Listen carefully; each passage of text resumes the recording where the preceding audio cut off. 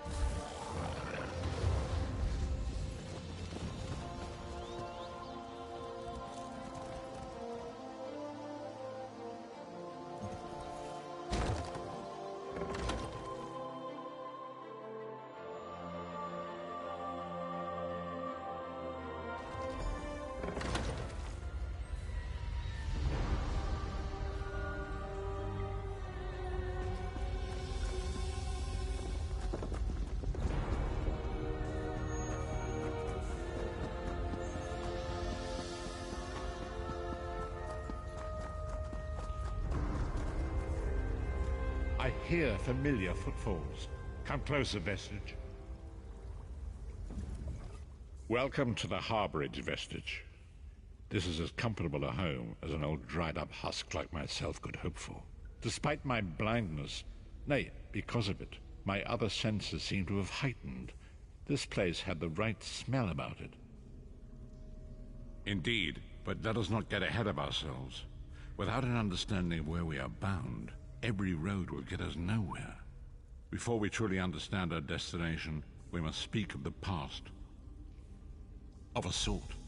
I invite you to enter my mind and walk with me through visions of the past, that you might understand the events that brought us to this time, this moment.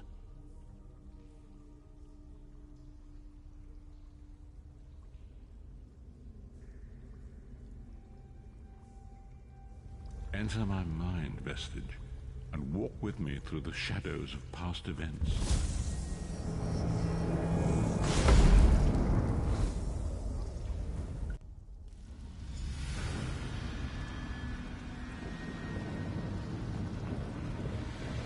Follow me, Vestige, and learn of the events that precipitated our current crisis.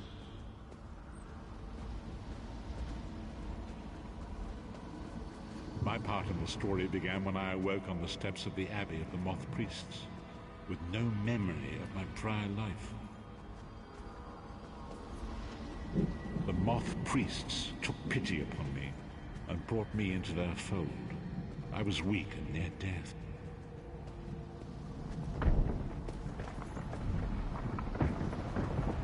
It was there I first set eyes upon the Elder Scrolls and devoted my life to their study.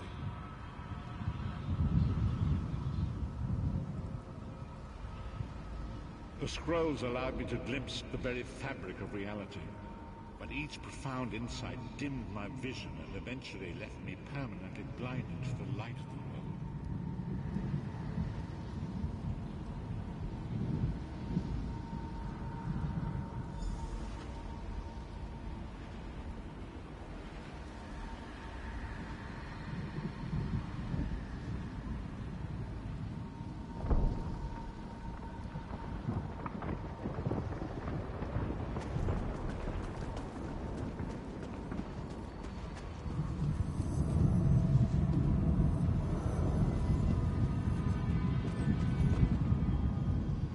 The prophecies of the Elder Scrolls are a fluid, living thing. They are not fixed.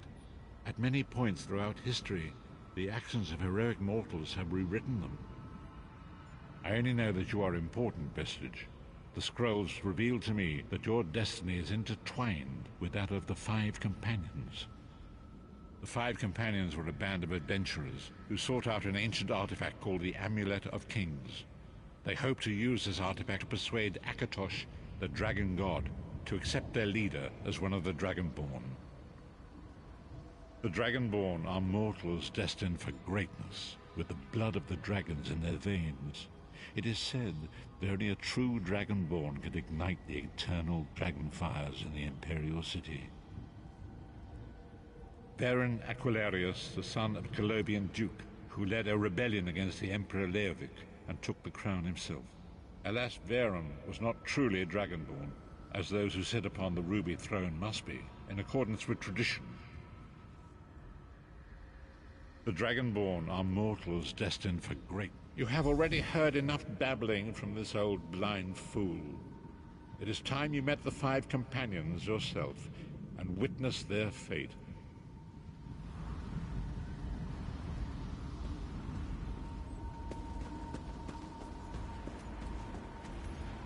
The first companion, Lyris Titanborn, daughter of giants, was the mightiest warrior in the service of the Emperor. Next, Abner Tharn, a powerful sorcerer and Grand Chancellor to the Imperial Elder Council. The Red Guard Swordmaster, Sai Sahan, leader of the Imperial Dragon Guard. The Imperial Emperor, Baron Aquilarius, who attempted to light the dragon fires and failed. And finally, Mannimarco, the traitor, the king of worms, a powerful necromancer, and your executioner.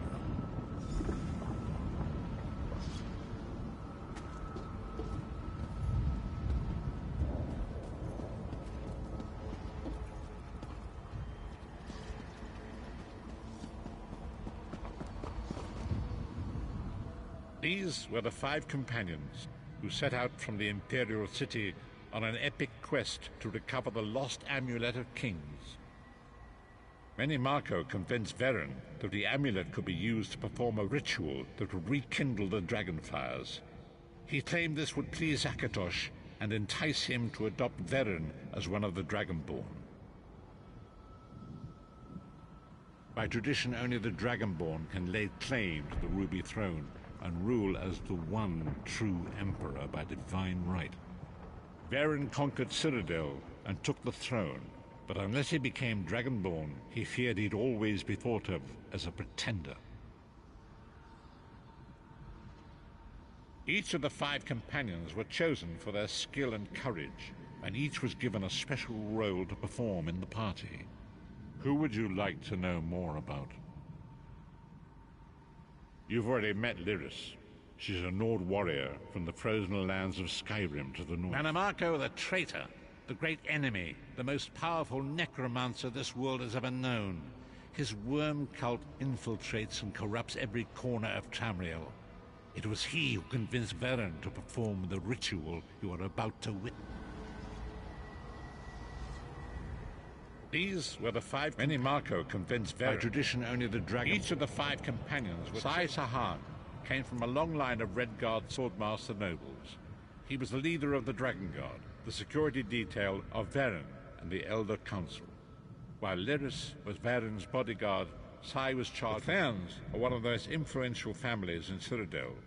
Abner, their patriarch, is the leader of the Elder Council, a powerful battle mage and a shrewd politician. With his council, Varen was able to seize the Imperial throne. Mannimarco the traitor, the great enemy, disaster, war, and pestilence.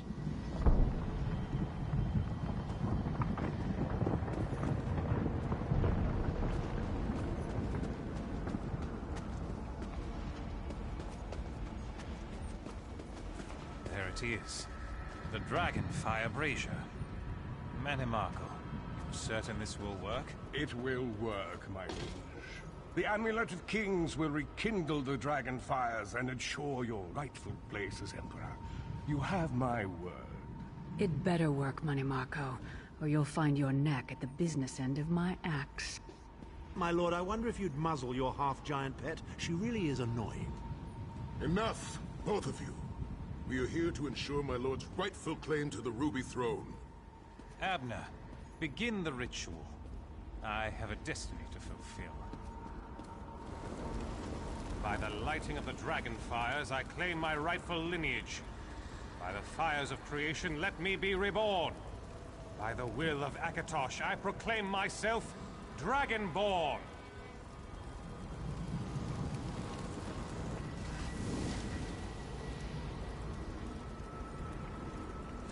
Baron Aquilarius, you are no heir to Alessia. You will pay for your sacrilege. The veil between Tamriel and Oblivion tears and splits asunder. What's happening? The sky's opening up. This is bad. This is very bad. Ah! This isn't supposed to happen. What's the meaning of this? Marco, what have you done?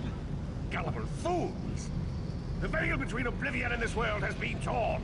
My master, Moloch Baal, is free to claim Tamriel for his own. Akatosh, forgive me! Have mercy on our souls!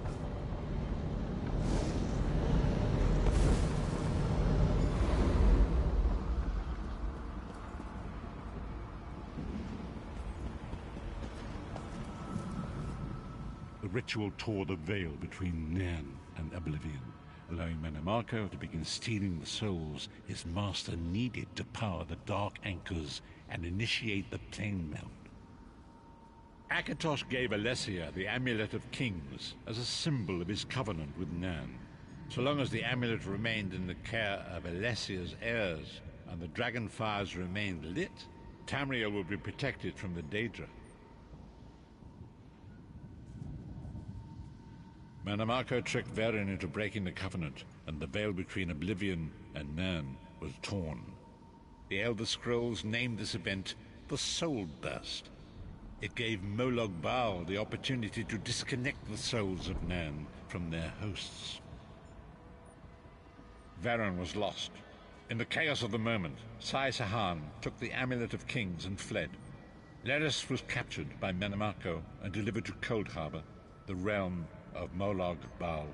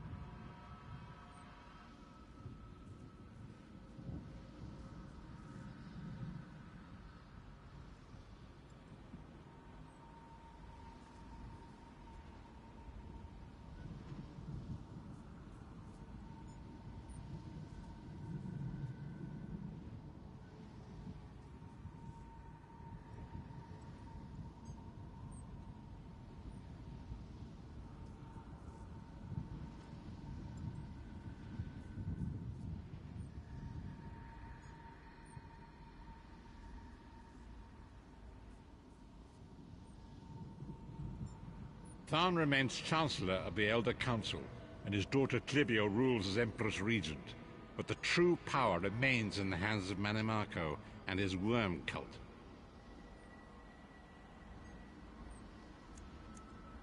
When I discovered the truth about the 5 companions, I made subtle inquiries, but apparently not subtle enough. Marco got word of my interests and abducted me. He took me to Cold Harbor, where I remained a prisoner until you freed me. The truth is always a threat to evil men. Marco feared I would reveal his treachery, and if knowledge of Nan's vulnerability were to become known, it could threaten his master's schemes. Moloch Baal does not favor loose ends. Walk with me.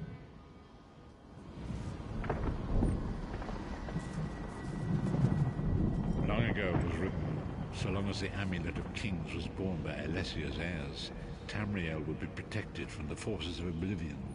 But the Soul Burst tore the veil between worlds and gave Moloch Baal the opportunity he desired. Murloc Bowl's dark anchors pierce the doorway. It seems to draw near into the depths of Cold Harbor. These terrible engines of destruction appearing all throughout Tamriel.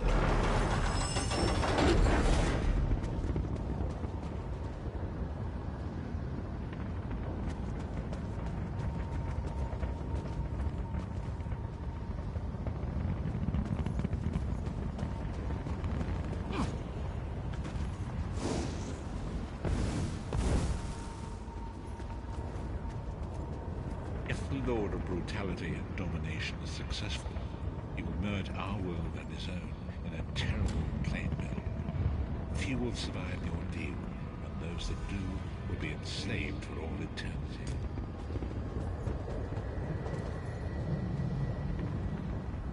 And so it falls to us, Vestige. We must stop Murloc Baal and his dark anchors, or our world is doomed. And now history seems to have caught up with us. Shall we return to the harborage? As you say.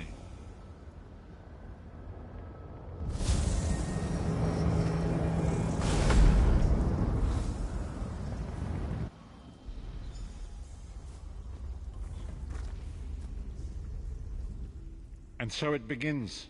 The remainder of the story has yet to be written. It is your story now. And there is so much to do. But know this, you will not walk this path alone. We must grow in strength and in numbers. You will need more than the company of an old blind man to alter the course of history. We must assemble our own group of companions. The first you have already met. Lyris sacrificed her own freedom to allow us to escape. She remains a prisoner in Cold Harbor. I must determine her precise location if we are to mount a rescue. That will take time. Minimarco's agents leave a web of lies and deceit. They pit the races of Tamriel against one another and divert their attention from the real threat. Seek out these agents, wherever they can be found, and expose their lies. Forgive me. Bringing you into my mind seems to have taken quite a toll on me. I must rest. I will contact you when the time is right. Until then, walk in the light, Vestige.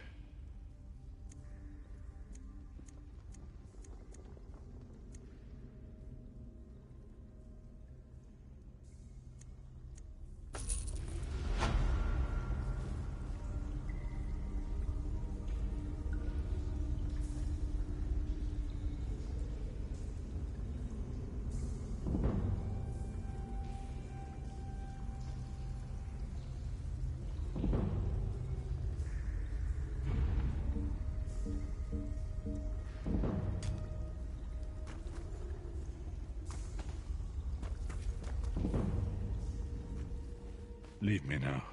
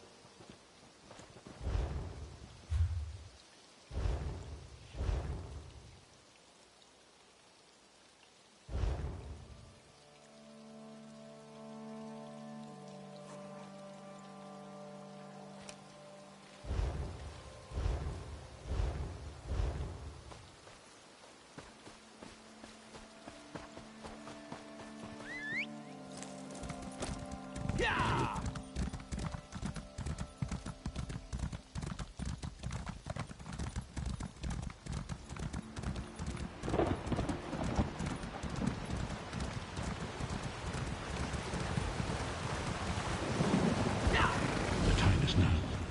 Seek me by the cliffs outside Daggerfall.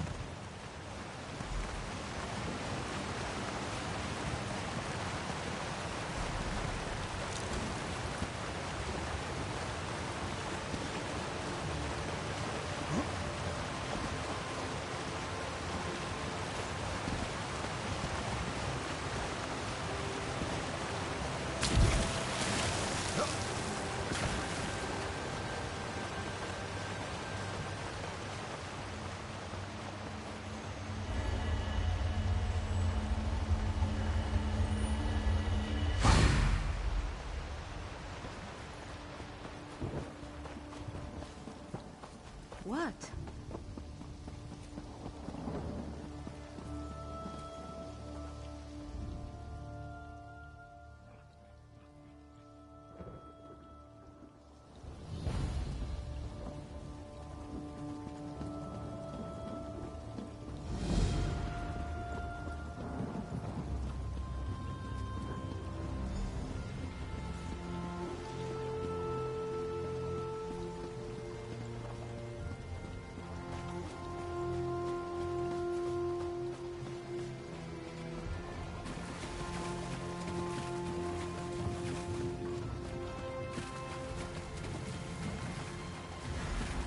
Fool, your interference will not be tolerated.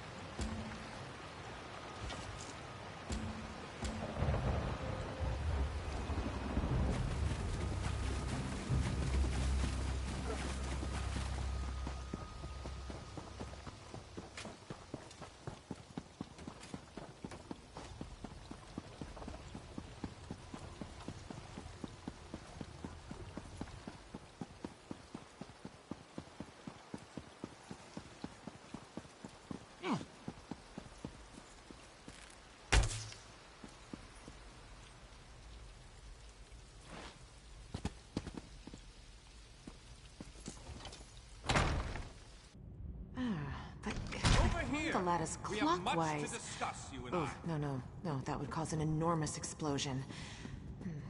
If you came for crafting certification... Honestly, why fight a foe? I do hope you're not dabbling in necromancy. That magic always causes more harm than good. But yes, we probably have what you seek. Check upstairs. That's where we keep books on the arcane arts.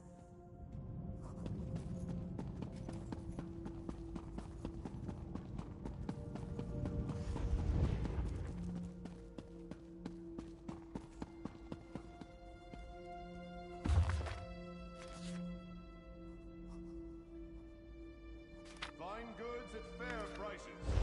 A collection of foolish thoughts, that. All to sell more books. Don't expect to find much truth in a tome such as that. Summoning spirits can be dangerous work. I heard about you. About how you entered the ruins of Baleborn Tower. You must not undo this by helping you accomplish what the Baleborn has requested. My master sent me to help you summon the spirit. You need to see why the Baleborn curse must not be broken. Words are so much less effective than seeing the reality of the thing. Now think carefully before you answer my next question. I need to determine if you can truly summon the spirit of the dead. What is the spirit's name?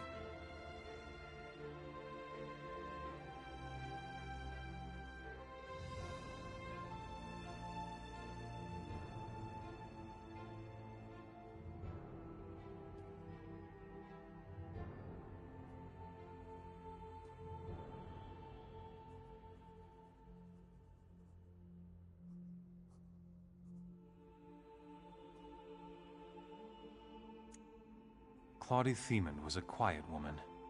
She never wanted power or riches. All she wanted was love. A family. A home to call her own. What token did the one she loved give to her? What was the gift that would prove to be something so ordinary as a piece of jewelry, once promised an eternity of love? And yet it led to Claudie's untimely death. My final question. What drove Claudie to act as she did? Yes, revenge. She hated the Baleborns. Wanted to destroy them more than anything. Except saving her child. The deal she made, you'll see.